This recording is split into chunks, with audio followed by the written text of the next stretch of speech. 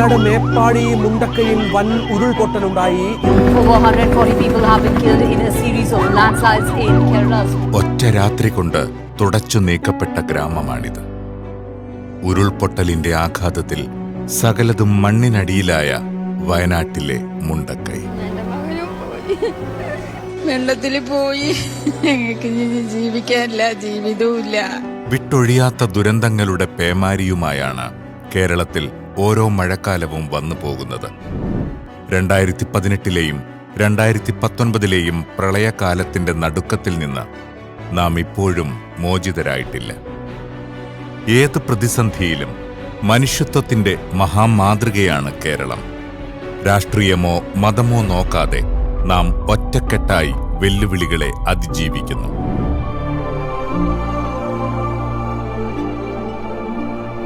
പ്രളയകാലത്ത് സംസ്ഥാന കമ്മിറ്റി പ്രത്യേക ദുരിതാശ്വാസ ഫണ്ട് പ്രഖ്യാപിച്ചു. 5,11,00,000 രൂപയാണ് സുമനസ്സുകളിൽ നിന്ന് സമാഹരിച്ചത്. പിരിച്ചെടുത്ത ഫണ്ടിനേക്കാൾ കൂടുതൽ, അതായത് 5,20,00,000 രൂപയാണ് പ്രളയ ദുരിതാശ്വാസത്തിനു വേണ്ടി മുസ്ലിം ലീഗ് ചെലവഴിച്ചത്. കണ്ണൂർ, വയനാട്, കോഴിക്കോട്, മലപ്പുറം, തൃശൂർ, എറണാകുളം, ഇടുക്കി, കോട്ടയം, ആലപ്പുഴ, പത്തനംതിട്ട എന്നീ ജില്ലകളിലും കൊടകിലും KMCC നിർദ്ദേശിച്ച 13 വീടുകളുടെ പുനർനിർമ്മാണവുമടങ്ങിയ പ്രളയാനന്തര പുനർനിർമ്മാണ പദ്ധതികൾ നടപ്പിലാക്കി.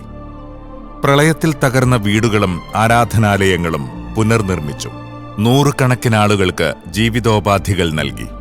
പ്രളയത്തിൽ ബോട്ടുകൾ തകർന്ന താനൂരിലെ മത്സ്യത്തൊഴിലാളികൾക്ക് പുതിയ ബോട്ടുകൾ തയ്യാറാക്കുന്നതിന് 54 ലക്ഷം രൂപ നൽകി.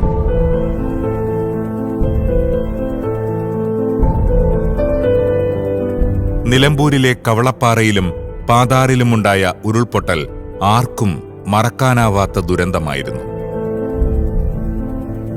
കവളപ്പാറയിലെ ദുരിതബാധിതരായ 50 കുടുംബങ്ങൾക്ക് വേണ്ടി മുസ്ലിം ലീഗ് മലപ്പുറം ജില്ലാ കമ്മിറ്റി 3 ഏക്കർ ഭൂമി വിതരണം ചെയ്തു. കഴിഞ്ഞ പ്രളയത്തിൽ കവളപ്പാറയിലും പരിസരത്തുമായി എല്ലാം നഷ്ടമായ 49 കുടുംബങ്ങൾക്ക് മുസ്ലിം ലീഗ് ഭൂമി കൈമാറി. മമ്പാട് 5 കുടുംബങ്ങൾക്ക് കൂടി അടുത്ത ദിവസം മുസ്ലിം ലീഗ് ഭൂമി നൽകും. സർക്കാർ കൈയൊഴിഞ്ഞ കോഴിക്കോട് കട്ടിപ്പാറ ഉരുൾപൊട്ടൽ ദുരിതബാധിതർക്ക് സഹായഹസ്തവുമായി മുസ്ലിം ലീഗ് രംഗത്ത്. ദുരിതാശ്വാസ ക്യാമ്പിൽ സ്ഥലം വാങ്ങി വീട് വെച്ച് നൽകും.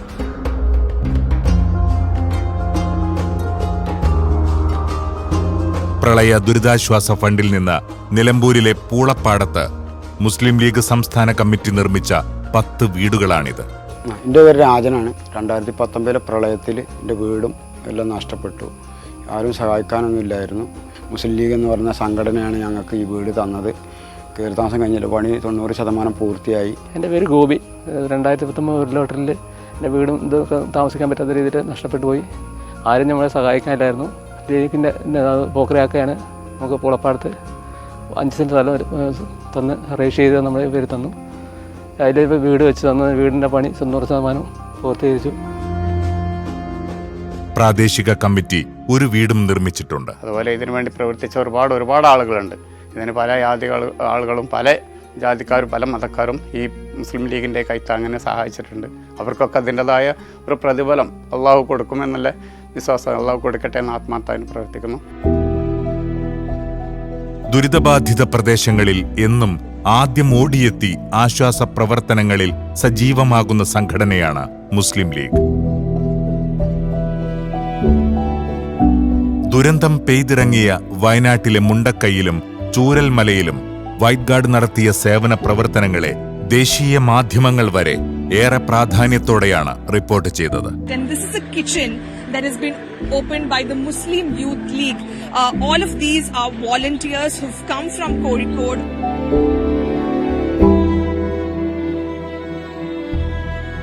വയനാട്ടിലെ സഹോദരങ്ങളെ നാം ചേർത്ത് പിടിക്കുകയാണ്.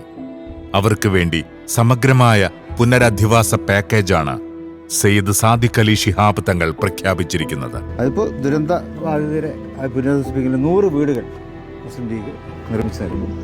അതിൽ മാത്രം ഒതുങ്ങുന്നില്ല. അവർക്ക് ആവശ്യമായിട്ടുള്ള മറ്റ് വിദ്യാഭ്യാസം, അവരുടെ അതിജീവനം, അത് പ്രധാനമാണ്. കിടപ്പാടം നഷ്ടപ്പെട്ടവർക്ക് മുസ്ലിം ലീഗ് 100 വീടുകൾ നിർമ്മിച്ചു നൽകും. പാർപ്പിട, ആരോഗ്യ, തൊഴിൽ, വിദ്യാഭ്യാസ മേഖലകളെയെല്ലാം സ്പർശിക്കുന്ന സമഗ്ര പദ്ധതിയാണ് സംസ്ഥാന കമ്മിറ്റി ലക്ഷ്യമിടുന്നത്.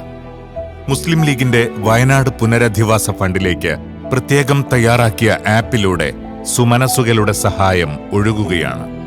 നിങ്ങൾ നൽകുന്ന ഓരോ നാണയത്തുട്ടുകളും അർഹതപ്പെട്ടവരിലേക്ക് എത്തുക തന്നെ ചെയ്യും.